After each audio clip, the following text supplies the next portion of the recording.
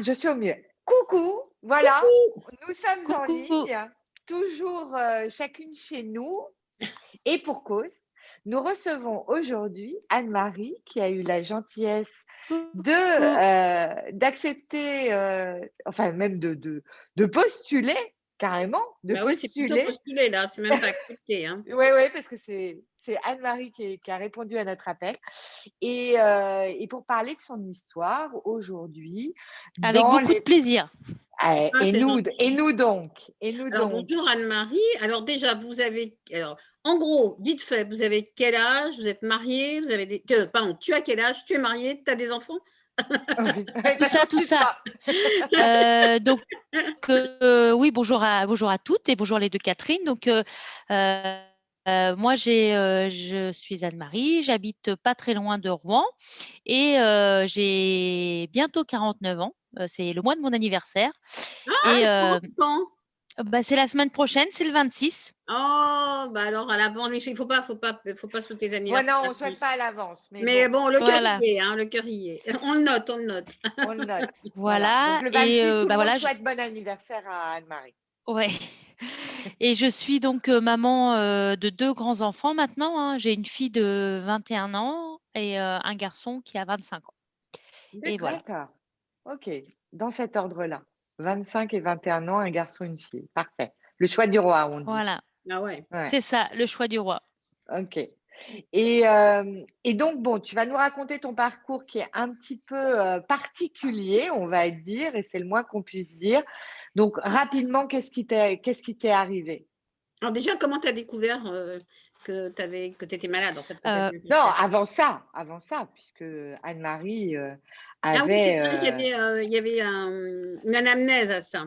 Voilà. Ah ouais, non, mais je Voilà. comprends, tu as vu le vocabulaire? Donc déjà, Ah ouais. c'est d'abord et avant tout, une histoire de famille, comme beaucoup de familles, hein, mais c'est ça, hein, l'origine, c'est maman qui a été malade du cancer du sein et qui a eu un cancer, du sein, pendant 10 ans, qui s'est généralisé et puis qui est décédée Ah, du on cancer du t'entend sein en mal, Anne-Marie. Ça a bloqué là. 96. Ouais, Anne-Marie, tu as une bonne connexion parce qu'on t'entend mal. Ça a bloqué Euh, il y avait je, un arrêt sur image. oui, Je mais ne c'est sais pas pas. grave. On continue. Allez, Bon, show must go vas-y. on. Donc moi, tu en étais à ta maman donc qui malheureusement n'est plus Voilà, là. qui est décédée en 96 et donc on a toujours été surveillés, ma sœur et moi. Je suis issue d'une famille, nombreuse, on est 6 frères et sœurs, 2 filles et 4 garçons et donc bah, ma sœur et moi, depuis que maman est décédée, on s'est toujours fait suivre, au niveau des seins puisque ma maman, elle a eu aussi des sœurs qui ont eu des soucis, D'accord. de sein, donc on savait qu'il y avait une prédisposition génétique. Et donc, ma sœur, elle a eu quelques soucis en 2014 avec sa poitrine. Ils ont trouvé des fibromes, des choses un peu Mmh. particulières. Et donc, elle a été voir sa gynéco qui l'a envoyée faire des tests génétiques puisqu'elle lui a dit qu'elle avait l'âge qui était attendu maintenant pour faire ça. Et donc, bah, elle a été voir le généticien et puis, bah, le généticien a demandé à me rencontrer également puisque j'étais sa grande sœur. Bien sûr. Bien sûr, ouais, normal. Et j'avais 2 années de plus qu'elle, en fait.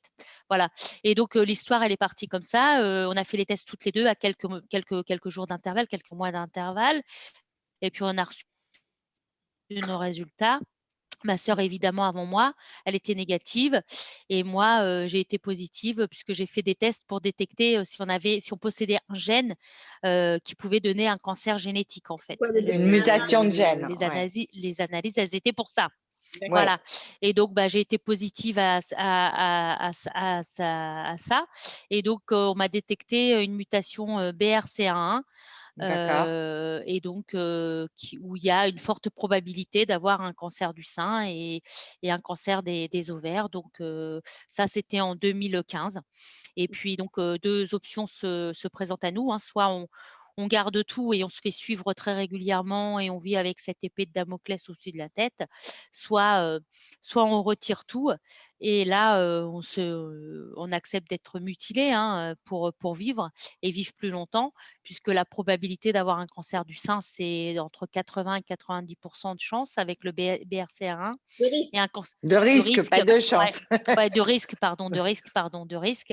Et pour le cancer des ovaires, c'est entre 60 et 70 Donc, ben, on commence par les ovaires et puis après, moi, j'ai choisi, c'était clair dans ma tête, hein, j'ai choisi très rapidement les les ablations parce que, ayant vu ma maman, moi, j'étais adolescente quand ma mère, elle a eu son premier cancer et bah, voilà, jusqu'à l'âge de 25 ans, j'ai vécu avec ce parcours-là et j'avais pas Tu avais envie pas de. envie que tes enfants, subissent ça. Voilà, c'est ça. Et puis moi-même de vivre avec ça, donc j'ai choisi, j'en ai parlé quand même avec mon mari, mais voilà, Il j'ai était choisi OK de. ton mari? Il a été cool là sur ce Ah coup? oui, oui, il a toujours tout accepté, il a posé des questions évidemment, mais c'est vrai il a plutôt été, dans mon sens.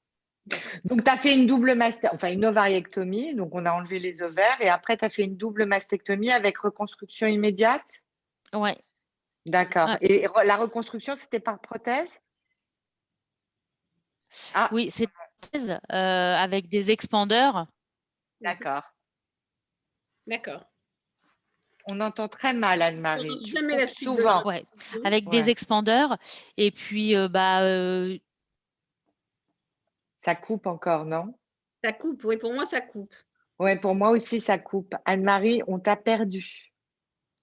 Là, on saura jamais ce qui s'est passé sur la reconstruction mammaire. Non, non, on a perdu Anne-Marie. Anne-Marie, tu veux pas peut-être, comment on peut faire ça? Non, ben, on est obligé d'arrêter sinon. je vous entends plus. Je crois que je vous ai perdu. Ah, Oui, voilà, on on t'a t'a perdu, retrouvé. mais on était 2 à te perdre et toi, tu as Ouais, une bonne connexion internet, tu es sûre? Une bonne connexion Internet parce que ça coupe souvent et ça recoupe là. On va peut-être obligé de recommencer là, hein, Ouais, là, je pense qu'on va recommencer. Ouais, ouais. ouais, ouais, Anne-Marie, ouais. si tu nous entends, est-ce que tu peux, alors je sais pas, soit changer de pièce, si c'est une question d'espace géographique, soit, te déconnecter, te reconnecter et peut-être dans un autre espace géographique, enfin chez toi bien entendu, tu vas pas aller dans la rue, mais, mais ce que je veux dire c'est, hem, peut-être dans la maison, il y a des endroits où tu captes mieux? Donc, on reprend avec une meilleure connexion d'Anne-Marie et on en était où? On en était aux expandeurs. Aux alors aux expandeurs. Et expandeurs et après au puis mari qui a toujours été cool, à qui tu en as parlé et qui a dit: «OK, moi je te suis». ouais, voilà, c'est ça. OK. Bah, lui, j'étais déjà avec lui de toute façon. Lui, il a aussi vécu la maladie de ma mère, hein, donc j'étais Ah, d'accord. donc voilà, il savait déjà que voilà, il avait pas tout vu, mais il avait vu surtout la fin en plus, alors voilà. D'accord. D'accord. OK. Et donc après, donc tu fais Donc là, ces on est bien 3. d'accord, tu es pas malade? Tu Tu es pas À malade. cette époque-là, je n'étais pas malade, j'ai fait juste de la prévention. C'était en quelle année? 2015. D'accord. Et donc, après, qu'est-ce qui se passe? Après, qu'est-ce qui se passe? Donc déjà, d'abord, je rejette mes prothèses. Donc je retourne voir le chirurgien, et on fixe une date pour, changer de prothèse, puisque les Mmh. prothèses définitives qu'il m'avait posées en décembre 2016, je les ai rejetées et donc je vois le chirurgien en mars et il me dit: «Bon, bah, on va enlever les prothèses au mois de juillet», parce que moi avec mon emploi du temps, c'était pas possible avant, je voulais pas prendre des congés, enfin c'était compliqué avec le travail.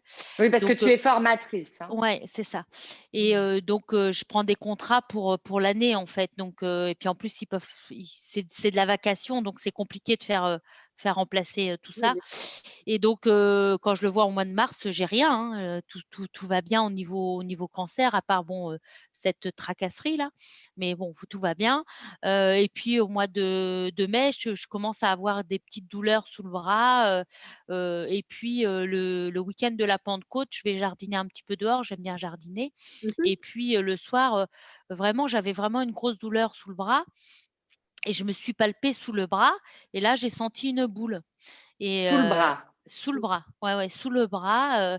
Mais bon, bien évidemment, tout de suite, je me suis inquiétée parce que quand j'ai fait l'ablation, on nous dit jamais le risque zéro n'existe pas, hein. On nous dit qu'on va redescendre le risque à moins de 1% de chance De d'avoir risque, 1% de risque, toujours. 1% de risque d'avoir le cancer. Donc, on est quand même relativement normalement rassuré, hein, Bien par sûr. rapport à ce discours-là. Donc, Sauf que les pourcentages, Anne-Marie, à l'échelle humaine, ça veut rien dire. Quand ça tombe sur vous, c'est du 100%. ah ben oui, c'est ça. Donc, bon, voilà. Et puis, donc, je sens cette boule. Donc, je vais aux urgences le lundi parce qu'en plus, ça me faisait mal.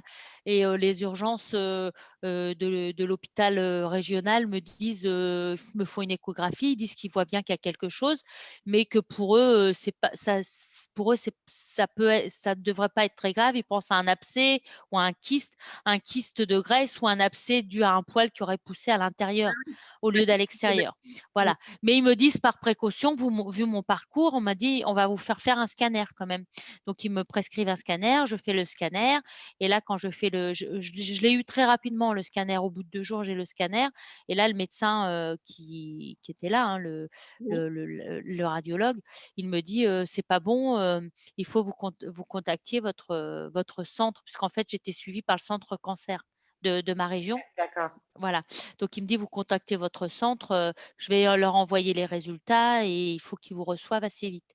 Donc, déjà, j'ai compris qu'il se passait quelque chose, mais jamais j'aurais pensé que c'était un cancer du sein. Même à ce moment-là, vous n'avez Même à pas ce pensé. moment-là.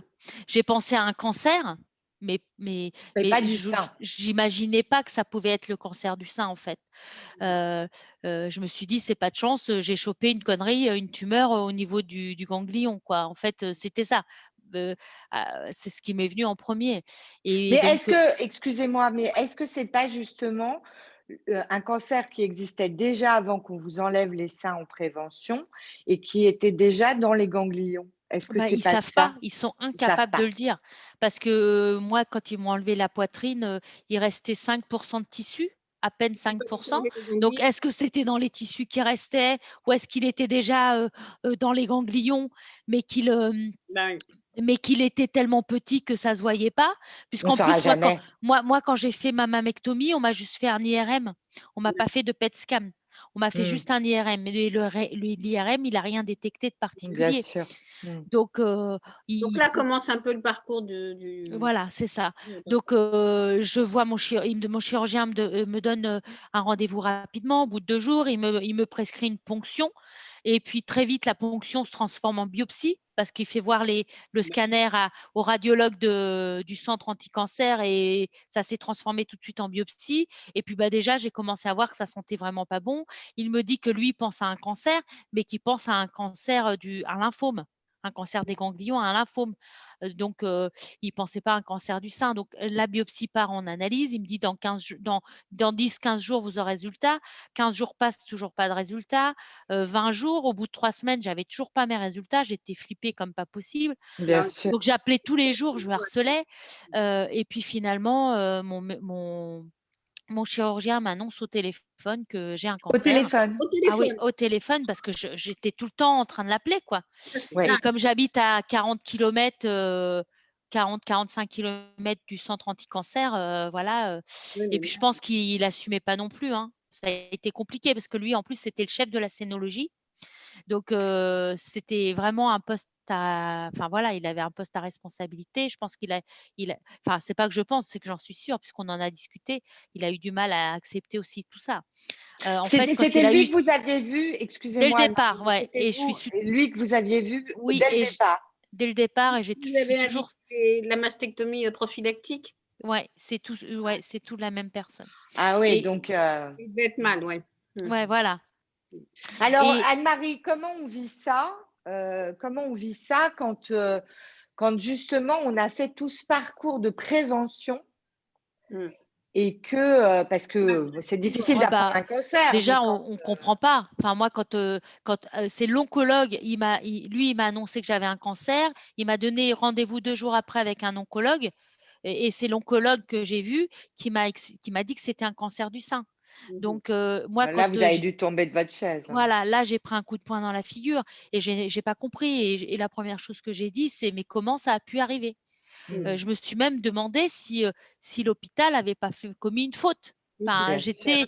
et mon mari, pour lui, enfin voilà, on s'est vraiment posé la question. Et puis après, bon, après avec le recul, on sait très bien que le risque zéro n'existe pas. Et puis bon, voilà. Moi, je considère ça plutôt comme une chance. En fait, le fait d'avoir été suivie et d'avoir eu ce parcours-là, ça m'a certainement sauvée, parce que je me Bien serais sûr. peut-être pas aperçue que j'avais quelque chose, et j'aurais peut-être pas été aussi vigilante.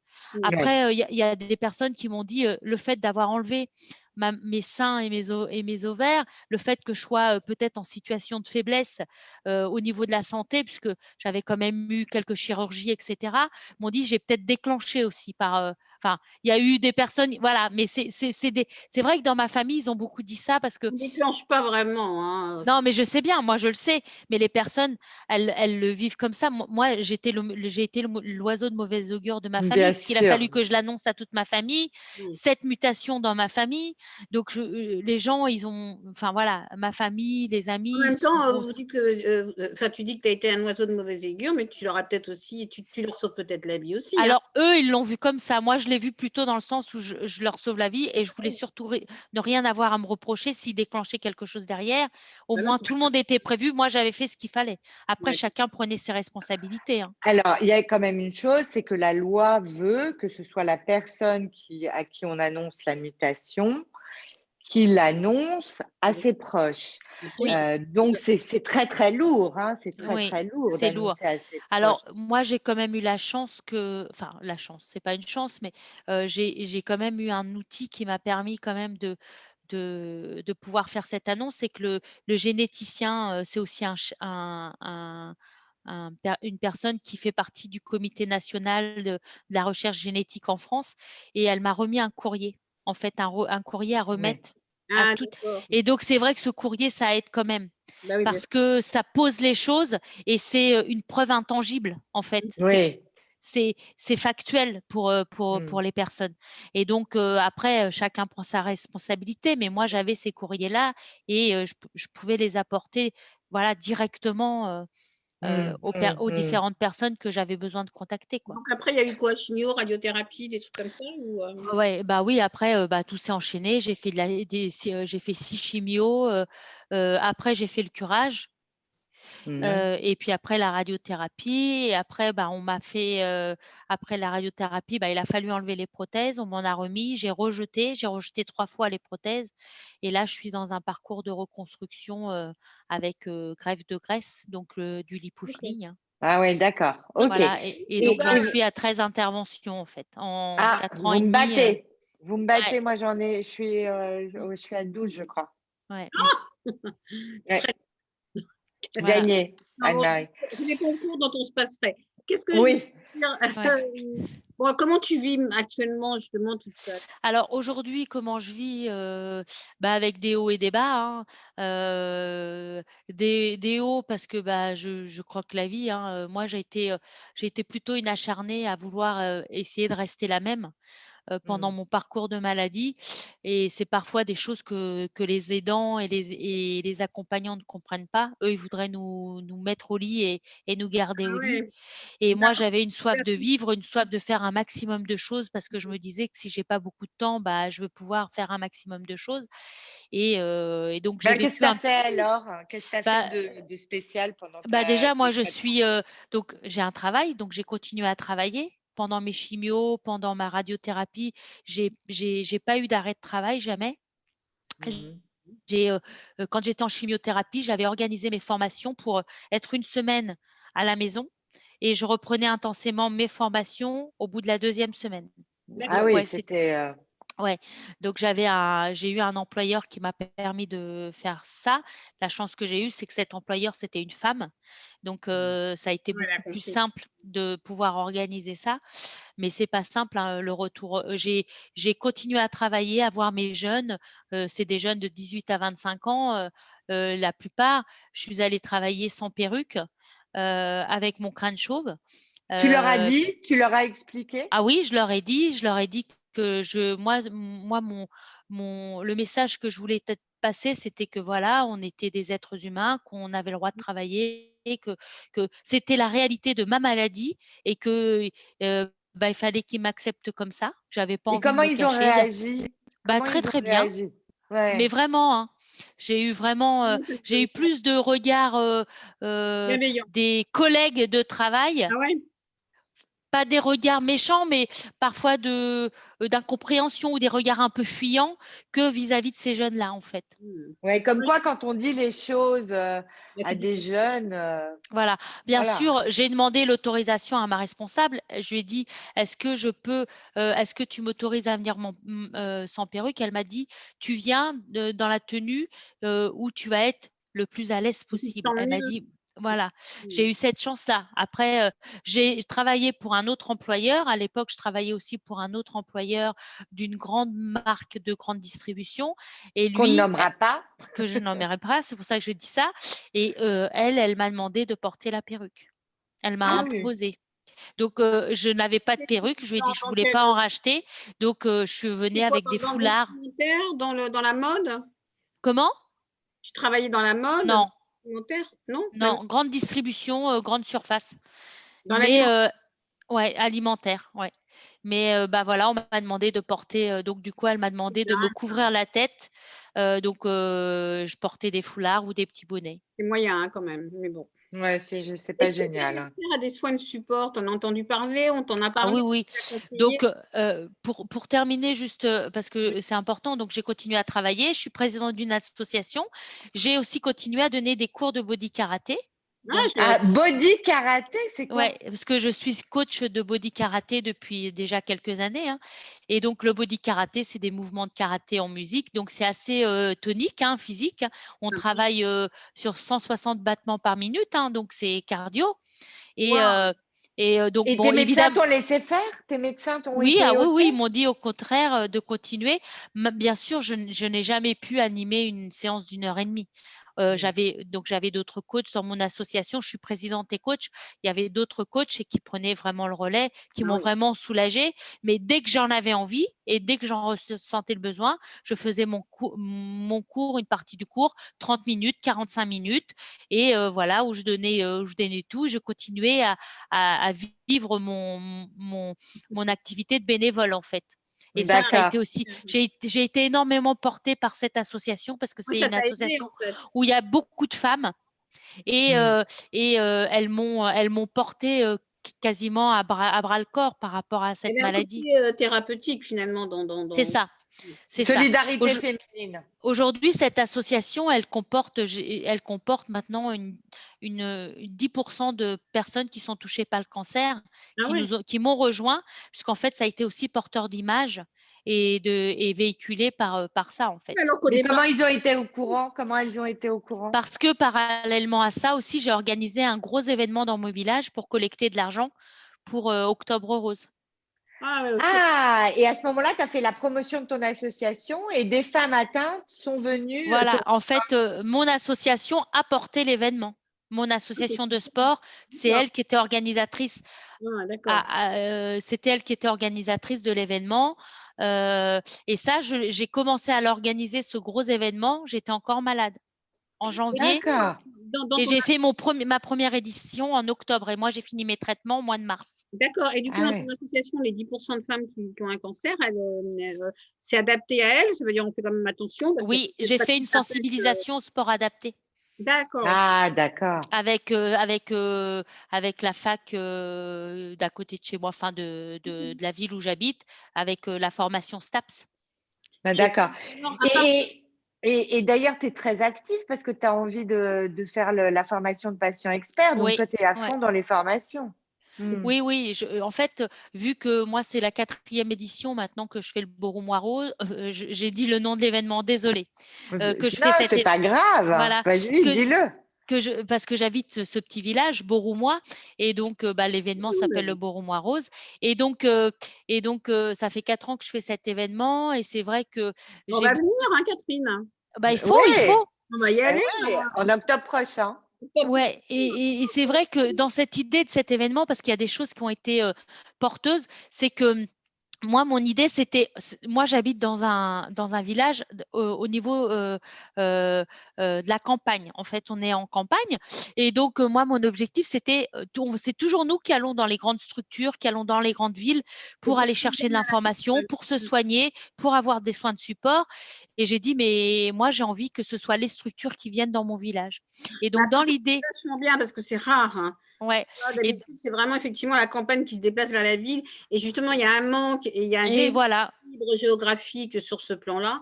Et le fait que ce soit la campagne qui puisse happer un peu les grandes villes, alors là, donc voilà, donc moi, mon événement, il est né ça. En fait, j'avais envie de réunir dans mon village les acteurs principaux de la santé, de mon village et des alentours, donc les médecins traitants, les kinés et tous les soins qu'on pouvait avoir à proximité, les grands hôpitaux de ma région, la Ligue, et puis… Ils sont venus Ah ben, je vais te dire, les commerçants de mon village aux alentours, les associations communales, sportives du village, et puis, pour finir, les habitants.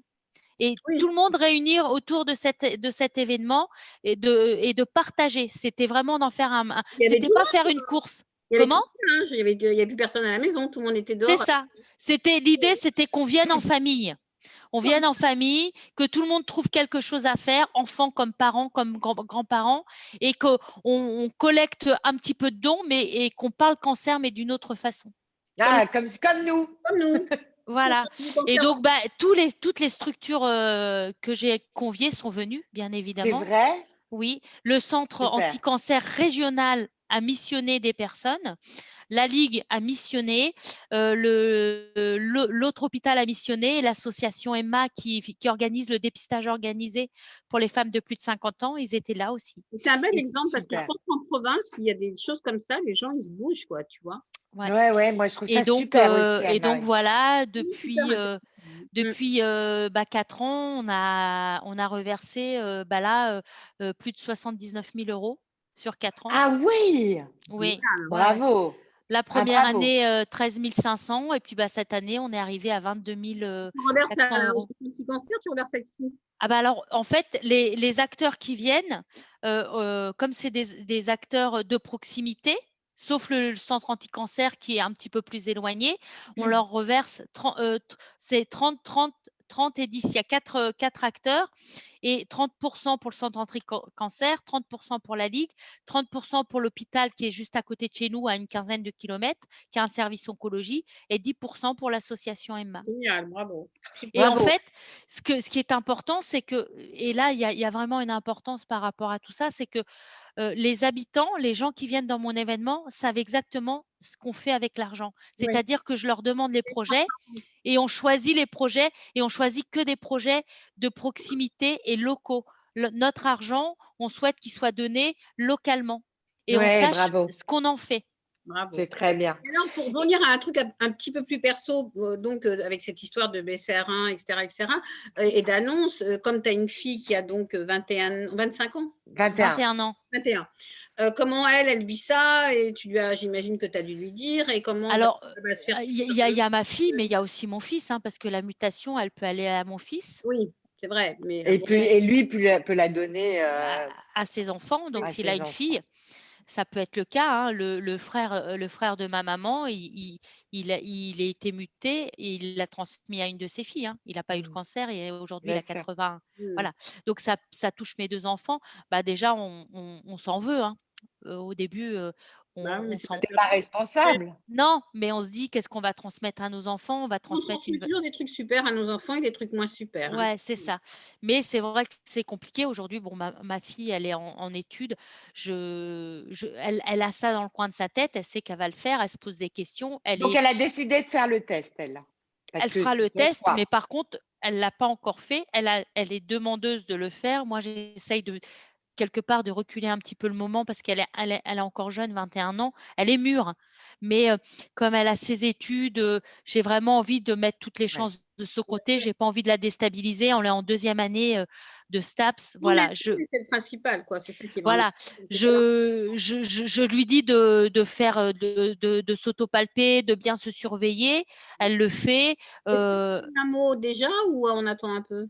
Non, pas pour l'instant, non. Elle est trop jeune pour faire des mammos. Ou un IRM peut-être, parce que là, il n'y a pas de Ouais. radiation. Oui, mais c'est à Non. partir de 25 ans, je pense. D'accord. Ouais, c'est ça.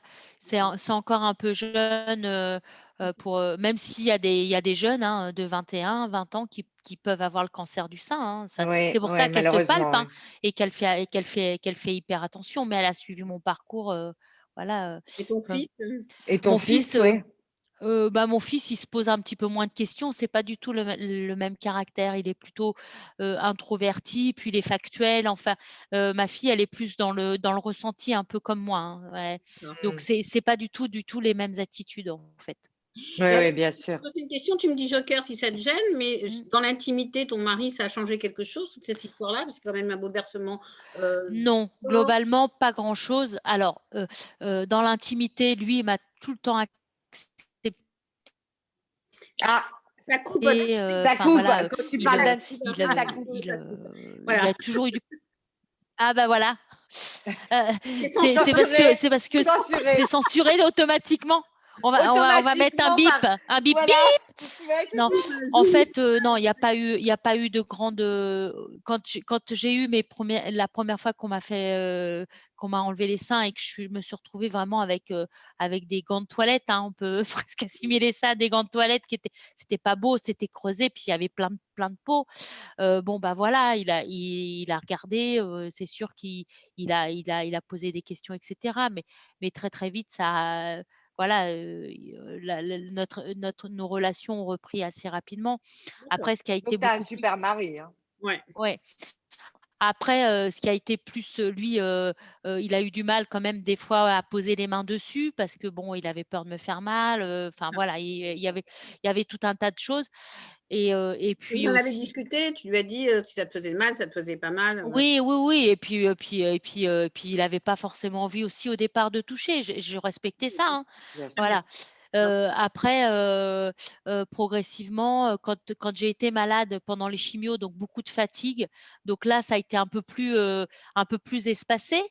C'était voilà, mais il y a toujours eu de l'échange et puis La tendresse. de la tendresse, des relations, etc. Aujourd'hui, c'est encore compliqué parce que avec tous les traitements, la libido, les opérations, je garde quand même beaucoup de fatigue et donc on n'a plus une activité comme je l'avais avant, mais c'est pas grave, on a trouvé un autre équilibre.